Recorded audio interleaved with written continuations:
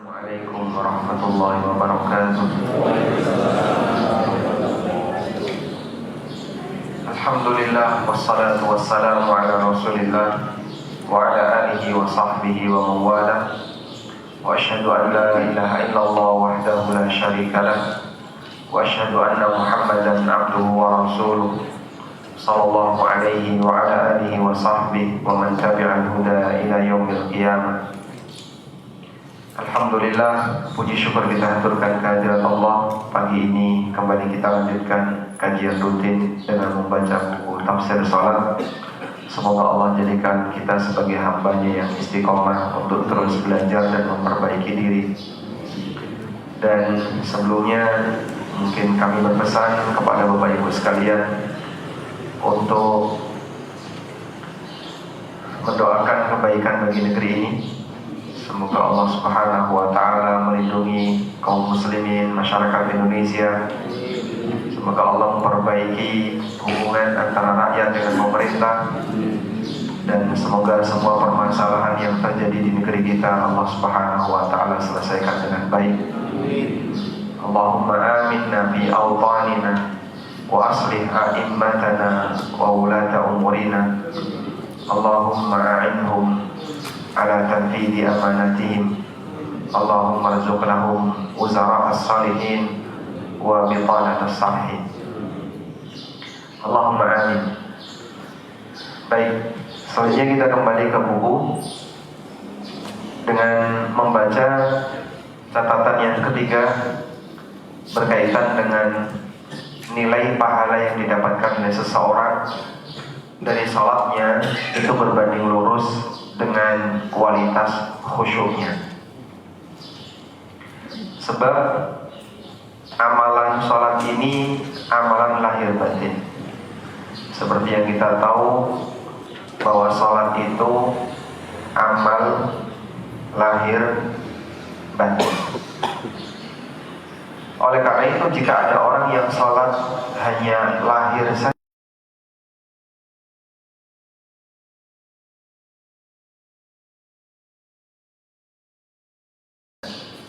ini berarti tidak ada unsur batin. Nah, pada posisi tidak khusyuk seperti ini, maka nilai pahalanya akan berkurang. Sebagaimana ketika Bapak Ibu baca Al-Quran, kemudian baca zikir. Ketika kita membaca Al-Quran atau baca zikir hanya lisan saja tanpa perenungan, nilai pahalanya kurang. Oleh karena itulah kenapa kita perlu belajar tafsir salat, memahami makna-makna dari apa yang kita baca, agar nanti nyambung antara lahir batin. Sebab khusyuk itu amal lahir batin. Baik. Dalam hadis dari Ammar bin Yasir radhiyallahu anhuma. Ammar sahabat, Yasir juga sahabat. Ammar bin Yasir radhiyallahu anhuma. Nabi sallallahu alaihi wasallam bersabda, Innal abda la yusallis salata. Sesungguhnya seorang hamba mengerjakan salat, ma yuktabu lahu minha, dan dia hanya mendapatkan pahala 1/10, 1/9, 1/8, 1/7, 1/6, 1/5, 1/4, 1/3, setengah. Yang tertinggi berapa dalam hadis ini? Setengah. Angka pahala yang tertinggi yang disebutkan Nabi SAW dalam hadis ini adalah setengahnya. Dan angka terendah 1/10. Walaupun ini bukan pembatasan, karena beliau hanya menjelaskan contoh. Ada orang yang selesai sholat, sementara pahala yang dia dapatkan 1/sekian, mungkin sampai 1/100, bisa jadi 1/1000, tergantung dari kondisi pikiran ketika seseorang sholat. Sehingga kalau makin banyak pikiran kita melayang kemana-mana gak karuan, kita hanya dapat 1/1000, 1/100, tergantung dari kualitas khusyuk kita ketika sholat. Nabi SAW menyebutkan pahala yang beragam, yang berbeda-beda bagi orang yang mengerjakan sholat tergantung dari kualitas sholatnya, dan tingkatan kualitas sholatnya ditentukan oleh lahir dan batin sholatnya. Di antaranya adalah faktor kekhusyuan dalam sholat. Mereka jumlah rakaatnya sama, tata caranya sama, gerakannya sama, tapi yang membedakan apa? Kualitasnya. Sehingga sholat duhur Bapak Ibu sekalian yang Anda kerjakan jumlah rakaatnya sama seperti yang dikerjakan Syekh Sudes. Jumlah rakaatnya sama seperti yang dikerjakan para imam Masjid Nabawi. Tapi yang membedakan adalah nilai dari kualitas. Untuk itu ulama sepakat bahwa pahala yang didapatkan seseorang dari sholatnya sesuai dengan tingkat kekhusyuannya.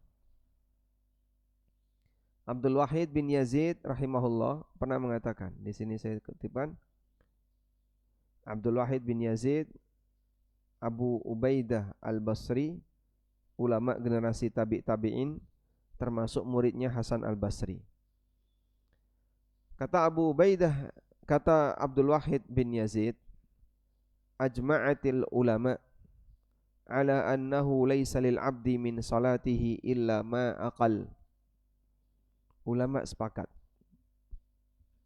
bahwa akan mendapatkan pahala dari salatnya illa ma aqala, kecuali apa yang dia renungkan dari salatnya. Apa yang direnungkan dari salatnya artinya gimana? Khusyuknya itu.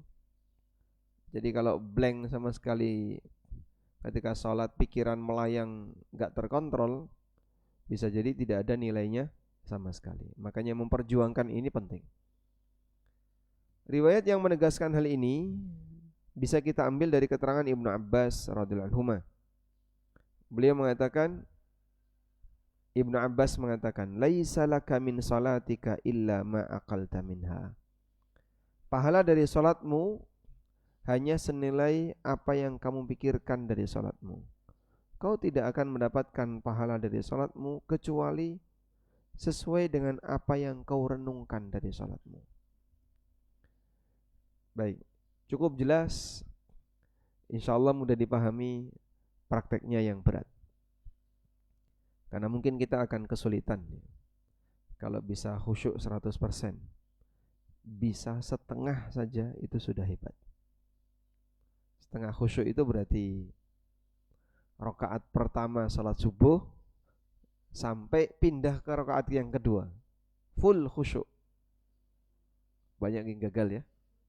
Padahal baru memperjuangkan setengah. Baik. Karena itulah orang yang tidak khusyuk dalam sholatnya, maka tidak ada pahala baginya. Sehingga ketika dia sholat, bisa jadi dia menyelesaikan sholatnya tapi gak ada nilainya. Karena khusyuk adalah roh dan inti dari sholat. Ibnu Qayyim mengatakan, al-khusyu'u wa ta'aqqul ruhus shalah. Khusyuk dan merenungkan isi sholat itu ruhnya sholat. Wa maqsuduha, dan bagian inti dari sholat. Wa lubbuha, fa kaifa yu'taddu bi sholatin faqadat ruhuhu faqadat ruhaha wa lubbaha. Maka bagaimana ketika ada sholat yang dia enggak punya ruh, seperti jasad tanpa arwah, sehingga badan kita akan tidak berfungsi ketika tidak ada arwah. Ibadah kita menjadi ibadah yang tidak ada nilai ketika tidak ada khusyuknya. Baik. Bahkan sebagian ulama menyebutkan khusyuk atau sholat yang tidak khusyuk lebih dekat kepada hukuman daripada kepada pahala. Orang yang sholat tidak khusyuk bisa jadi dihukum. Awis kadung sholat kok dihukum. Nek ngono mutung malah ra gelem sholat. Nanti hukumannya lebih berat lagi. Ibarat Anda dikasih tugas akhir oleh dosen misalnya, tapi asal-asalan. Kira-kira dimarahi enggak? Hah? Dimarahi. Ya sudah, kalau begitu saya nggak ngerjain tugas, ya kamu nggak lulus. Di situ ada sebuah kewajiban dan diperintahkan untuk dikerjakan dengan baik dan benar. Kalau tidak, maka yang bersangkutan akan berdosa. Ada seorang dokter misalnya, kemudian di sini ada pasien, dikerjakan enggak? Bahaya. Tapi kemudian dokternya ditegur, kamu jangan asal-asalan, yang serius. Ya sudahlah, saya nggak mau kalau gitu. Nggak mau jika dia dimarahi karena dia membiarkan orang yang seharusnya dia layani tapi tidak dia layani. Kurang lebih seperti itu. Ada sebuah keterangan yang disampaikan oleh Hasan Al-Basri, kullu salatin la yahduruha qalbuka fahiya ilal uqubati asra'u minha ila thawab. Semua salat yang tidak dihadiri oleh hatimu, salat yang tidak dihadiri oleh hatimu, maksudnya gimana? Tidak khusyuk. Fayya ilal uqubati asra'u minha ila thawab. Maka dia lebih dekat kepada hukuman daripada mendapatkan pahala. Artinya salat kayak gini pahalanya wis raono, kemungkinan besar dia akan dihukum oleh Allah. Maka jangan sampai kita salat asal-asalan. Baik. Sehingga kalimat kayak gini bener nggak Pak? Yang penting ki ngatah-ngatahaken salat. Nah, perbanyak salat. Yang penting salat. Ya kalimat itu perlu dikasih tambahan. Salat dan yang serius ketika salat. Tidak boleh yang penting cuman memperbanyak tapi asal-asalan. Karena Allah tidak menerima ibadah yang asal-asalan. Allah tidak menerima ibadah yang asal-asalan. Sebab ketika kita mempersembahkan ibadah kepada Allah, seharusnya kita lakukan yang terbaik. Wallahu a'lam. Kita beralih ke catatan yang keempat. Masih berkaitan dengan catatan khusyuk dalam salat. Berkaitan dengan melihat Allah ketika beribadah. Melihat Allah ketika beribadah. Bapak pernah melihat Allah tidak? Kapan seorang hamba bisa melihat Allah? Kapan seorang hamba bisa melihat Allah? Kalau sudah mati, ya. Nabi SAW pernah menegaskan, innakum lan tarawna rabbakum hatta tamutu. Kalian tidak akan melihat Rabb kalian sampai kalian mati. Jadi ini sudah merupakan ketetapan Allah. Hamba atau manusia tidak bisa melihat Allah sampai mati.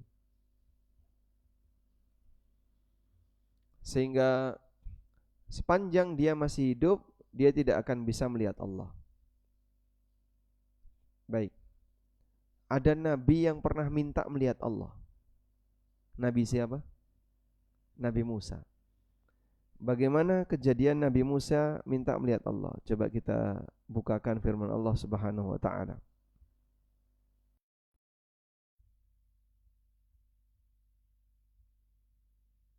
Di surat Al-A'raf ayat 143.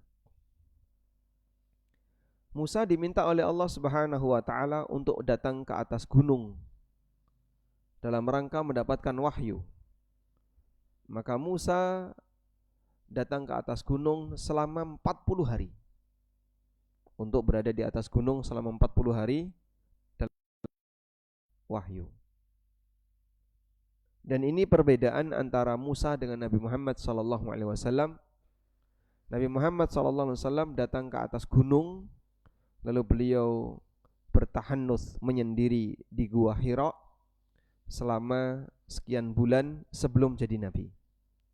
Setelah jadi Nabi sudah tidak ada lagi seperti itu. Musa Setelah jadi nabi dipanggil oleh Allah untuk datang ke gunung dalam rangka menerima wahyu dari Allah. Karena Allah mau bicara langsung dengan Musa.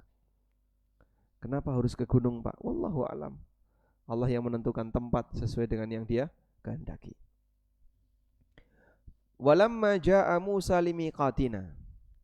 Setelah Musa datang sesuai dengan waktu yang kami tetapkan. Limiqat sesuai dengan miqat. Miqat itu artinya apa? Waktu dan tempat yang kami tetapkan. Wa kallamahu, dan Allah mengajak bicara Musa. Allah ngajak bicara Musa, Masya Allah. Bapak pernah mendengar suara siapa ya? Misalnya suara sultan langsung gitu. Pernah Pak? Pernah? Pernah, berarti pernah masuk ke keraton, ketemu sultan, langsung mendengar suaranya.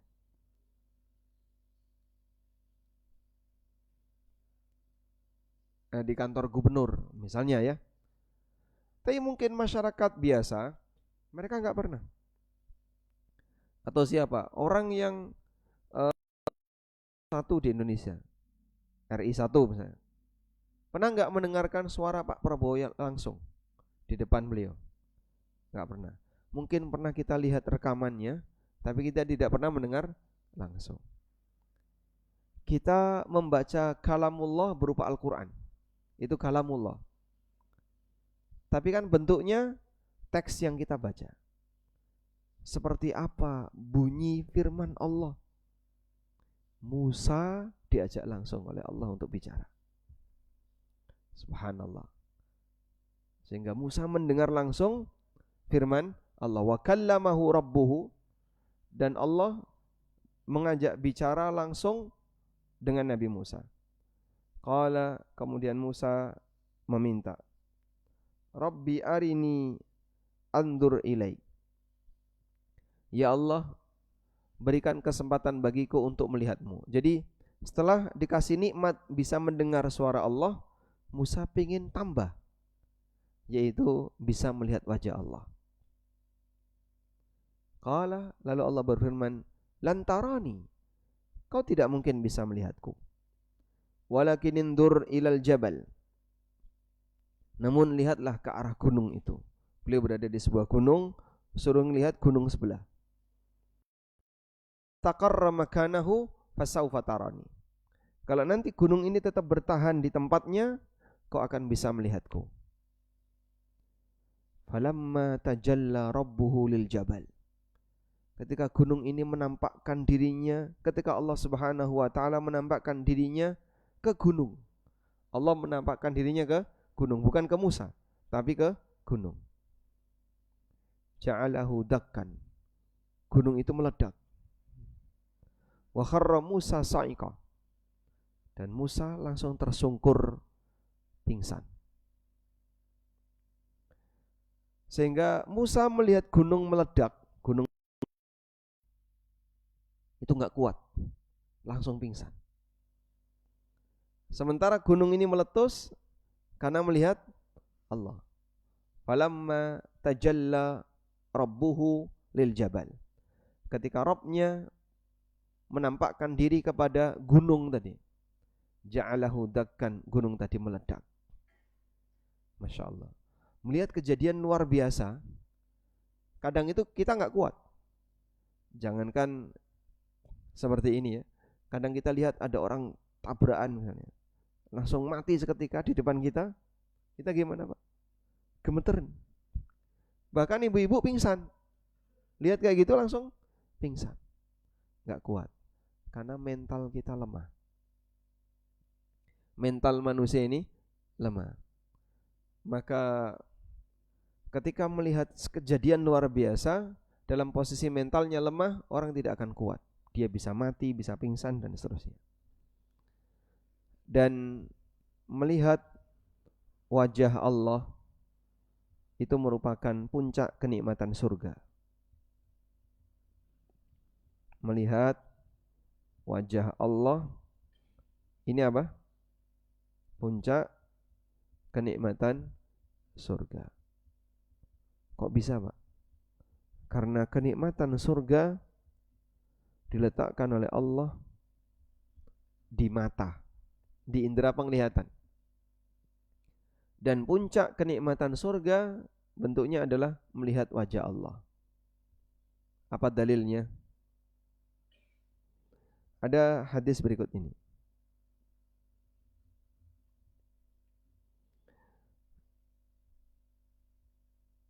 Nabi SAW pernah bersabda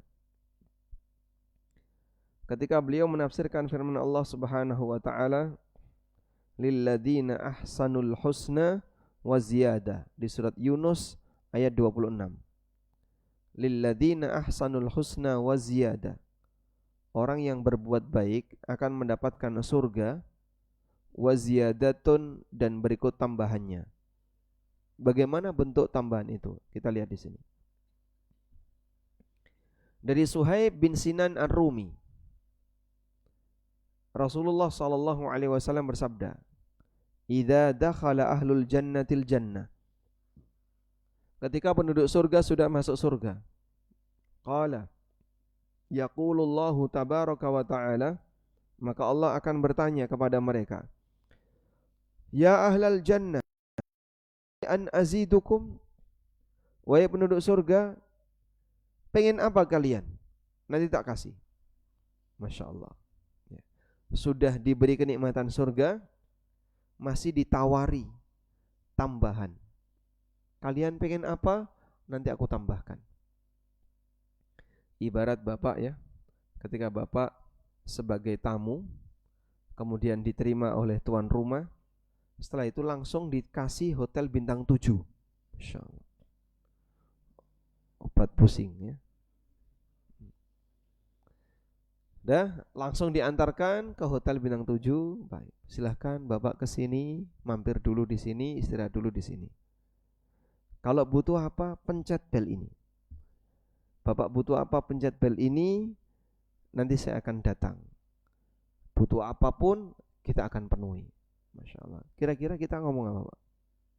Wah, terima kasih. Saya sudah, ini udah lengkap semua sudah.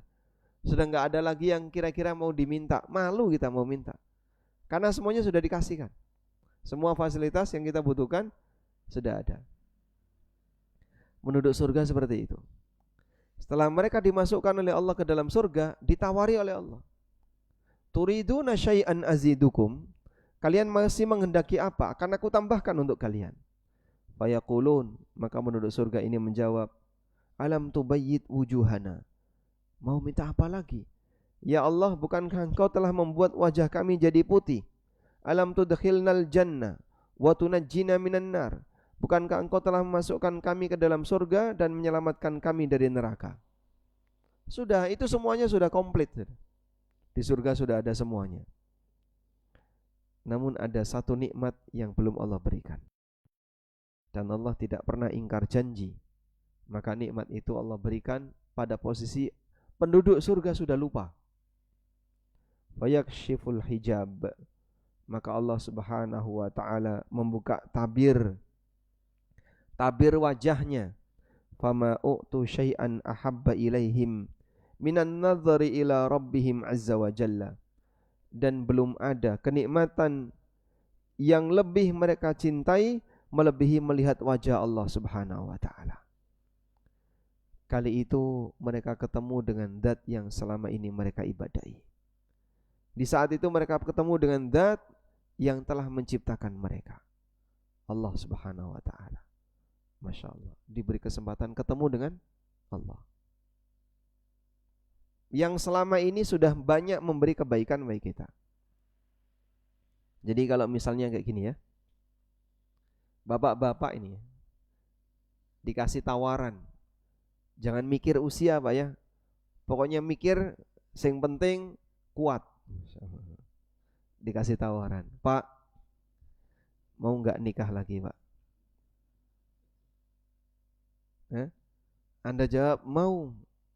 Sudahlah, Bapak jangan mikir istri aman Pak. Pokoknya Bapak baik. Gimana calonnya ini? Lalu Bapak dijelaskan, wanita yang cantik, hafidhah, kaya raya, fisiknya bagus, nggak ada tandingannya. Kira-kira pengen ketemu nggak Pak? Ya, pengen segera ketemu. Cuman sayangnya satu Pak. Apa? Gila. Hanya karena satu sifat yang kurang, Anda mungkin langsung mundur. Wah, nek kaya ngono ra sida aku. Ngerawati wong edan, nggih. Anda mungkin dengan satu sifat yang kurang tadi akan mundur.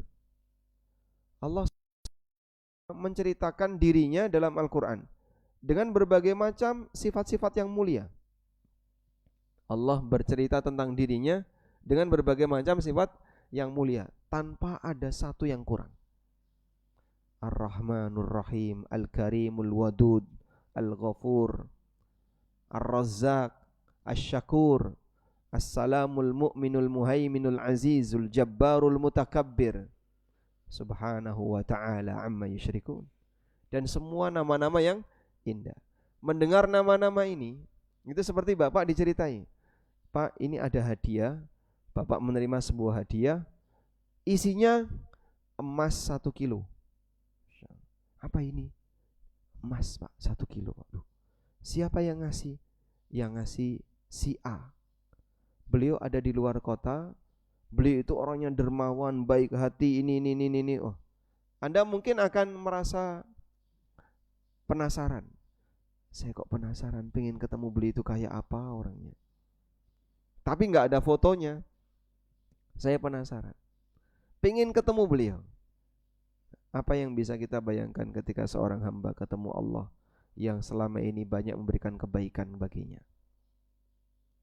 Karena itu ketemu Allah dijadikan sebagai puncak nikmat ahlul jannah. Tsumma tala hadhil ayah. Kemudian Nabi sallallahu alaihi wasallam membaca ayat ini, lilladzina ahsanul husna wa ziyadah. Bagi orang yang telah berbuat baik, dia mendapatkan surga dan berikut tambahannya. Nah, mengingat bahwa melihat wajah Allah merupakan puncak kenikmatan surga, maka tidak diberikan ketika di dunia. Tidak diberikan di mana? Dunia. Sampai pun Nabi Musa minta nggak dikasih. Sebab ini nikmat hanya boleh untuk ahlul jannah.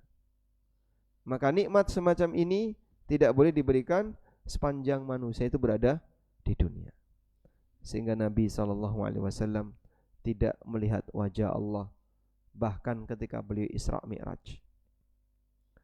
Nabi SAW pernah ditanya oleh sahabat, apakah saat beliau melihat Allah Subhanahu wa taala? Coba kita lihat di sini ya.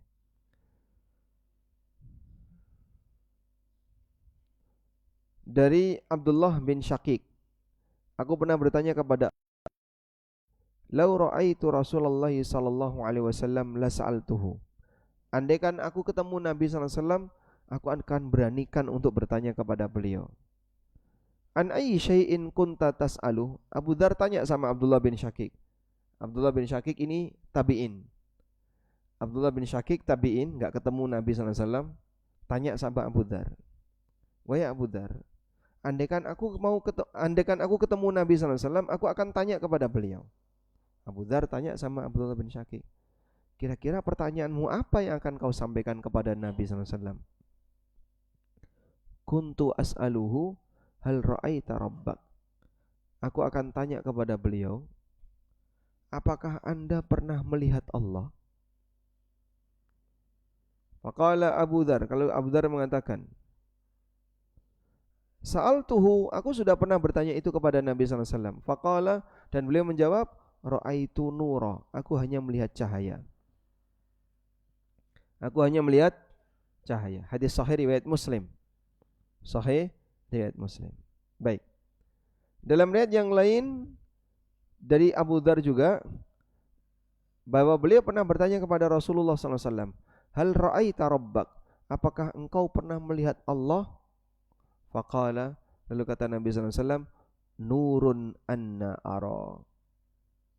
ada cahaya yang menutupi itu, bagaimana aku bisa melihat? Sehingga wajah Allah Subhanahu wa taala ditutupi oleh cahaya. Dalam hadis yang lain Nabi SAW pernah mengatakan, hijabuhun nur, lau kasyafahu la ahraqat subuhatu wajhi. Hijabuhun nur, hijabnya Allah itu cahaya. Lau kasyafaha, andaikan Allah membuka hijab itu, la ahraqat subuhatu wajhihi kulla syai'in, maka pancaran wajahnya akan membakar segala sesuatu, adrakahu basarahu, yang dilihat oleh pandangannya. Sehingga apa yang dilihat oleh Allah terbakar kalau hijabnya dibuka. Thumma qara'a Abu Ubaidah, an burika man fin nari wa man haulaha wa subhanallahi rabbil alamin. Subhanallah, subhanallahi rabbil alamin. Dan ini beberapa hadis yang menyebutkan tentang wajah Allah Subhanahu wa taala, hadis sahih riwayat Muslim. Baik, kita mengimaninya, kita meyakini kebenarannya, maka Allah jadikan itu sebagai rahasia di mana sang hamba tidak akan mungkin bisa melihat wajah Allah sampai sang hamba ini meninggal dunia. Innakum lan tarawna rabbakum hatta tamutu. Innakum lan tarawna rabbakum hatta tamutu. Nabi SAW mengatakan, kalian tidak akan bisa melihat Rabb kalian sampai kalian mati. Walan taraw rabbakum hatta tamutu. Kalian tidak akan bisa melihat Rabb kalian sampai kalian mati. Jadi syarat untuk bisa melihat Allah harus mati. Nah, sekarang yang menjadi pertanyaan. Dalam hadis Jibril, Nabi SAW pernah ditanya tentang Islam, iman, dan ihsan. Sudah pernah dapat nggak Pak hadis Jibril ini Pak? Sudah pernah dengar ya? Baik, yang blok utara sudah pernah dengar hadis Jibril? Sudah pernah ya? Alhamdulillah. Hadis Jibril itu gimana Pak? Jibril datang dalam bentuk rupa manusia, nggak ada satupun sahabat yang kenal. Kemudian Jibril mendekat kemana? Ke Rasulullah SAW. Terjadilah dialog. Ada berapa pertanyaan di situ? Tentang iman, Islam, ihsan, terus tentang masalah kiamat. 4 pertanyaan utama. Islam itu mewakili amal zahir, iman itu mewakili amal batin, ihsan itu penjelasan teknis beramal, penjelasan tentang teknis beramal, kiamat itu konsekuensi dari semuanya, konsekuensi dari semuanya, semuanya akan dihisap oleh Allah Subhanahu wa taala.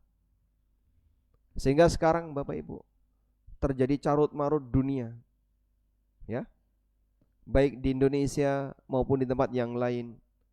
Di Palestina misalnya, orang-orang Yahudi membantai kaum muslimin. Kaum muslimin mati. Yahudi yang membantai itu apakah hidup abadi? Tidak, mereka mati. Di Malaysia ada kasus seperti yang sedang viral, yang dibunuh mati. Yang membunuh apakah kekal abadi? Tidak. Yang mengadili apakah kekal abadi? Tidak. Demikian pula yang sedang demo antara rakyat dengan bupati, semuanya mati. Semuanya mati. Sehingga setelah itu semuanya akan dihisap. Jadi kejadian yang kita lihat, baru carut marut, ini semua akan mati semua. Semuanya mati dan dihisap oleh Allah. Maka kita disadarkan bahwa tugasmu adalah melaksanakan kewajiban kau sebagai hamba. Kau akan mati, kau akan dihisap di yaumil qiyamah. Kemudian beliau sallallahu alaihi wasallam ketika menjelaskan tentang ihsan, an ta'budallaha ka'annaka tara fa illam takun tarahu fa innahu yarak. Kau beribadah kepada Allah seolah-olah kau melihatnya. Jika kau tidak bisa melihatnya, ketahuilah sesungguhnya Allah melihatmu. Gimana Pak beribadah kepada Allah seolah-olah melihat Allah? Kan tidak bisa Pak, katanya melihat Allah nunggu mati dulu. Gimana sholat seolah melihat Allah? Dalam hadis di atas, Nabi SAW menyebutkan kesempurnaan ibadah, yaitu dengan ihsan. Sehingga ihsan itu bukan ibadah, tapi cara ibadah. Kalau ibadahnya ya rukun Islam dan iman tadi. Ada ibadah lahir, ada ibadah batin. Sedangkan ihsannya itu bukan ibadah, tapi ihsan adalah apa? Tata cara ibadah. Dan ihsan ini ada dua tingkatan. Pertama, seolah-olah melihat Allah. Ini tingkatan yang paling tinggi. Tingkatan yang kedua, meyakini bahwa Allah melihatnya dan memperhatikan semua amalnya. Jika dua hal ini tidak ada pada hamba, ketika dia beribadah, maka dia akan meremehkan dan tidak serius ketika beribadah. Orang kalau tidak ada suasana ihsan ketika beribadah, ibadahnya asal-asalan. Baik. Lalu bagaimana cara memahami seolah-olah melihat Allah tadi? Kita bisa memahami ihsan tingkatan yang kedua, bahwa kau ketika ibadah kau dilihat Allah. Oh, ngerti saya Pak, saya tahu kalau itu. Lalu apa sih maknanya beribadah seolah melihat Allah? Bagaimana dengan makna ihsan tingkatan yang pertama? Kamu beribadah kepada Allah seolah-olah kamu melihatnya. Kita meyakini bahwa hamba tidak akan bisa melihat Allah sampai dia mati, karena hamba hanya bisa melihat Sang Penciptanya setelah dia mati. Nabi SAW bersabda, innakum lan tarau rabbakum hatta tamutu. Kalian tidak akan melihat Rabb kalian sampai kalian mati. Lalu apa makna seolah-olah melihat Allah? Anda garis bawahi kata seolah-olah. Berarti seolah-olah itu real enggak? Tidak. Seolah-olah itu tidak real. Namun sifatnya menghadirkan batin. Orang tua pesan sama anak, kalau kamu berada di jauh, baca surat Bapak ini ya, seolah-olah Bapak di depanmu. Ini surat dari Bapak, pesan dari Bapak, jangan kau buka. Buka nanti setelah kau berada di daerah rantau. Dan kau baca surat Bapak ini seolah-olah Bapak ada di depanmu. Bisa nggak kayak gitu Pak? Bisa? Berarti seolah-olah itu apa? Menghadirkan suasana hati. Seolah-olah. Ya, Pak, coba Bapak lihat ke arah depan Pak. Seolah-olah Bapak melihat surga dan neraka. Durung iso ya Mas. Lah, gambare ra ono iki. Ya bayangin aja Pak. Seolah-olah Bapak berada di tempat yang indah. Atau seolah-olah Bapak berada di tempat yang menakutkan. Saya usahakan. Nah, seolah-olah itu bisa dilakukan oleh manusia. Makanya terkadang orang misalnya melihat anak kecil, tapi teringat bapaknya sudah mati.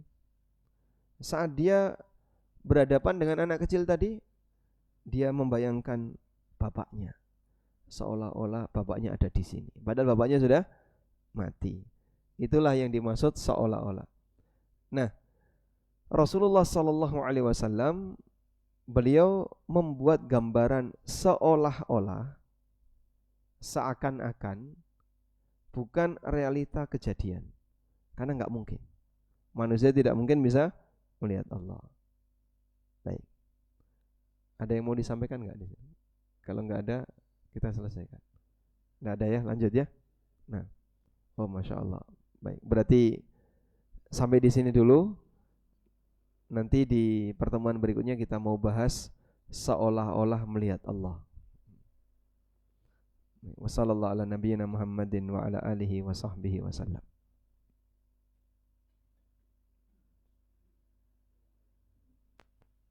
Waalaikumsalam warahmatullahi wabarakatuh.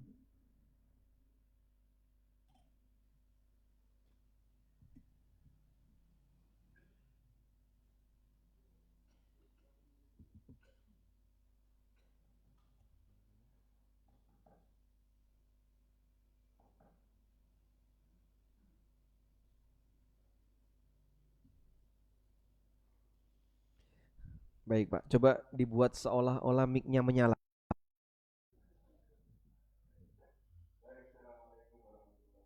Waalaikumsalam warahmatullahi wabarakatuh.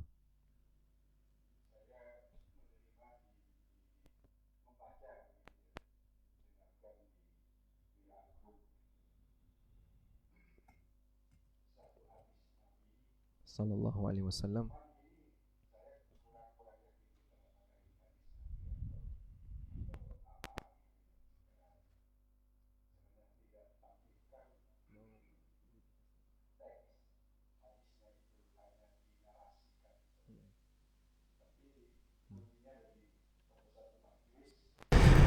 eh, Nabi itu sedang ya biasalah berdakwah begitu. Tapi di antara yang hadir itu ada yang berwajah sedih sekali. Nabi menyatakan, ada apa dengan kamu? Gitu. Saya ini takut ya Rasul bahwa sholat saya tidak akan pernah diterima oleh Allah. Gitu. Karena saya sudah berusaha untuk khusyuk, tetapi tetap pikiran saya mungkin hanya 5% gitu bisa khusyuknya itu. Nabi pada waktu itu kemudian secara singkat gitu ya, Nabi kemudian justru menangis gitu, mengeluarkan air mata gitu Nabi. Kenapa kok Nabi mengeluarkan air mata? Karena dia sangat sedih betapa dahsyatnya godaan setan ketika umatnya ini sedang sholat. Sehingga meskipun orang ini sudah berusaha, tapi ya sangat sedikit khusyuknya itu. Tapi di akhir yang dinyatakan hadis ini dinyatakan begini. Meskipun Nabi menangis karena begitu dahsyatnya godaan setan itu ketika kita sedang sholat itu. Di akhir ini kemudian Nabi menyatakan begini, Allah itu maha mengetahui, maha memahami kondisi umat, kondisi manusia ini gitu ya. Jadi ketika kamu tertatih-tatih untuk mengingat Allah khusyuk dalam sholat, tapi kamu tetap tidak bisa karena kamu kalah dengan godaan setan itu, maka Allah itu maha penyayang. Begitu kamu berusaha, rakaat pertama, kalau saya memaknai gitu, rakaat pertama sampean sudah berusaha begini, tapi yang muncul adalah wah iki kunciku dengan dia lali gitu. Tapi di dalam hadis itu kemudian dinyatakan, begitu kamu berusaha untuk mengingat kembali di rakaat kedua gitu, maka Allah itu akan lari menyambut kalian karena kamu sudah berusaha untuk khusyuk gitu. Saya tidak tahu Ustaz, yang dinarasikan seperti itu, tapi itu apakah suatu hadis gitu ya, atau hanya suatu upaya dari ulama dari satu ustadz gitu ya, yang supaya ya meskipun kamu khusyukmu itu sekian persen, sudahlah kamu terus berusaha saja, karena usaha itulah yang dinilai oleh Allah. Jadi yang ingin saya mintakan penjelasan Pak Ustadz, ini hadis benar atau hanya sekedar tafsir ulama begitu ya, agar supaya orang meskipun kue kira iso husu ojo ngelukru gitu. Kalau kamu ngelukru dan kemudian berpendapat kalau begitu saya tidak usah sholat, wong saya husuk saja nggak bisa, pasti saya tetap dianggap berdosa oleh Tuhan. Saya khawatir itu justru akan menyebabkan orang nek ngono aku gak usah sholat wae. Tetapi itu yang menang adalah setan, gitu loh. Berjuang terus saja sholat gitu, berjuang untuk husuk gitu. Meskipun mungkin husukmu hanya ya 5%, jangan-jangan 1% gitu ya. Tapi itulah yang akan dinilai oleh Allah. Itu Pak Ustadz, saya hanya ingin tapi ini yang pertama. Yang kedua kalau memang tidak bisa, tidak apa-apa Pak Ustadz. Ini saya hanya pribadi saja. Saya pernah sholat, gitu ya. Awalnya bermakmum satu orang, makmumnya satu orang, sehingga hampir berdampingan lah gitu ya. Lah kemudian nyusul orang sholat di ini. Tapi makmum ini tidak bergerak mundur gitu loh. Ya enggak tahu apakah karena tidak tahu, jadi sampai jajar ada 5 atau 6 gitu ya jajar lah. Saya kebenaran itu ya, ya Bapak tidak maju ya? Lah di bandara, karena ini terjadi di bandara gitu. Oh, di bandara. Kok gak mundur-mundur gitu loh. Lama-lama saya berinisiatif, lah sudah mengurangi husuk saya kan gitu. Saya maju gitu loh. Sehingga ya ada jarak gitu antara yang makmum dengan imam, yang makmumnya sudah sangat banyak. Itu piye Pak Ustadz gitu loh. Masya Allah. Terima kasih Pak Ustadz. Assalamualaikum warahmatullahi wabarakatuh. Assalamualaikum warahmatullahi wabarakatuh. Masya Allah. Baik. Ini tadi bangunnya paling gasik. Sebelum subuh dia sudah bangun. Nah. Pertama, berkaitan dengan hadis yang tadi Bapak ceritakan. Mungkin ada yang mirip dengan teks seperti ini Pak. Coba kita tampilkan ya. Anna Uthman bin Abil As atan Nabiya sallallahu alaihi wasallam, bahwa Uthman bin Abil As pernah mendatangi Nabi sallallahu alaihi wasallam. Faqala, lalu Uthman mengatakan, ya Rasulullah, inna syaitana qad hala baini wa baina salati. Sesungguhnya setan telah mengganggu salatku, wa qiraati, dan bacaan Qur'anku, yalbisuha alayya, sehingga membuat kacau bacaanku. Jadi sampai pada titik kacau bacaannya.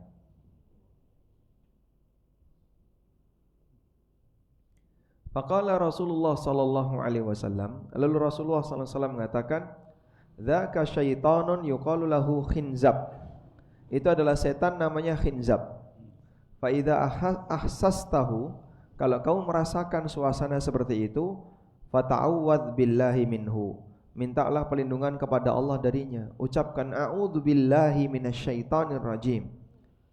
Watfil ala yasarika thalathan, dan meludahlah ke arah kiri sebanyak 3 kali. Namun meludahnya itu bukan meludah dengan menggunakan banyak air ya, tapi menggunakan titik-titik kecil air.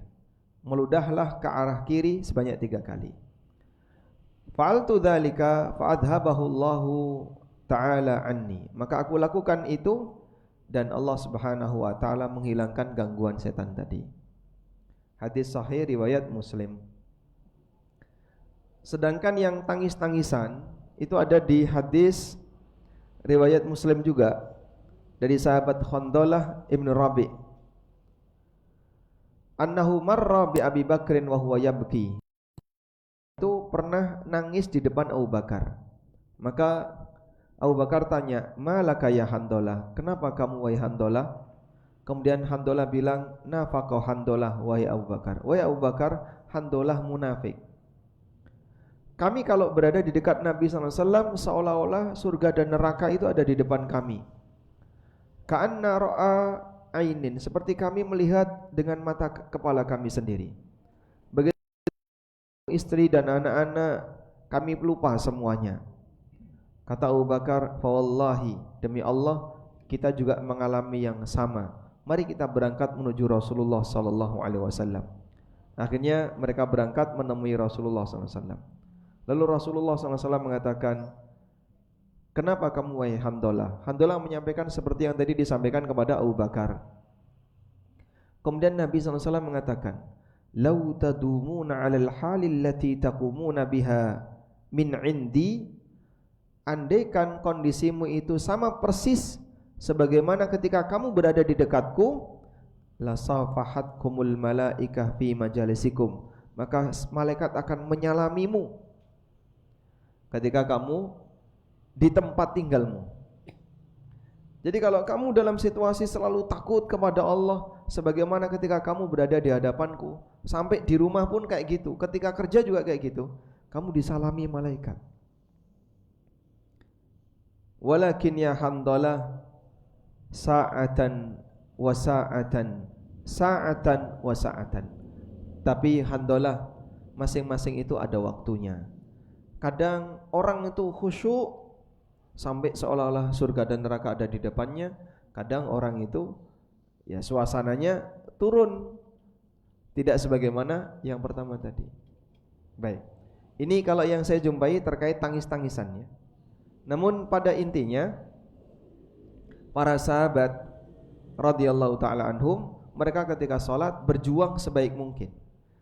Dan begini Pak, jadi yang saya maksud tadi, kalau kita bicara motivasi, itu kan kita bicara yang ideal 100% ya. Idealnya kayak gini. Walaupun nanti pada prakteknya ada yang kurang, tapi kita ngasih titik minimal, jangan sampai meremehkan. Karena kalau meremehkan, seperti yang tadi disampaikan oleh Hasan Al-Basri, bahwa orang yang sama sekali tidak khusyuk dalam salat bisa jadi lebih dekat kepada hukuman daripada kepada pahala. Nah, itu konteksnya memberi motivasi. Tapi kalau kita bicara hukum, apa hukum khusyuk dalam salat? Ya, ulama mengatakan kalau masih ada kadar khusyuk walaupun minimal, salatnya sah walaupun minimal. Wallahu alam. Sehingga yang tadi kita sampaikan bukan dalam rangka membuat orang lokro terus meninggalkan sholat, bukan. Tapi kita kasih motivasi kalau sholat sing bener, yang serius. Lalu yang kedua berkaitan dengan sholat jamaah tadi ya, jejer dengan imam itu sah. Namun disyaratkan oleh sebagian ulama hanya boleh di sebelah kanan. Kalau di sebelah kiri, kanannya harus ada orang. Jika jejernya di sebelah kiri saja, sholatnya batal. Karena Ibnu Abbas pernah jejeri Nabi di sebelah kiri, lalu diapain? Dipindah ke kanan. Dan ini dijadikan dalil, berarti kalau jejer di kiri dilarang. Dan itu bisa menyebabkan sholatnya batal. Oleh karena itu jejer imam boleh asal di sebelah kanan. Nah, yang terbaik adalah imamnya maju atau makmumnya mundur. Dan ini sifatnya afdholiyah. Kalaupun tidak seperti ini, salatnya tetap sah. Wallahu a'lam. Walhamdulillahirabbil alamin. Baik, demikian pas jam 6 ya. Semoga apa yang kita bahas ini bermanfaat. Wassallallahu ala nabiyyina Muhammadin wa ala alihi wa sahbihi wasallam. Wa akhiru da'wana anil hamdulillahi rabbil alamin. Wassalamualaikum warahmatullahi wabarakatuh.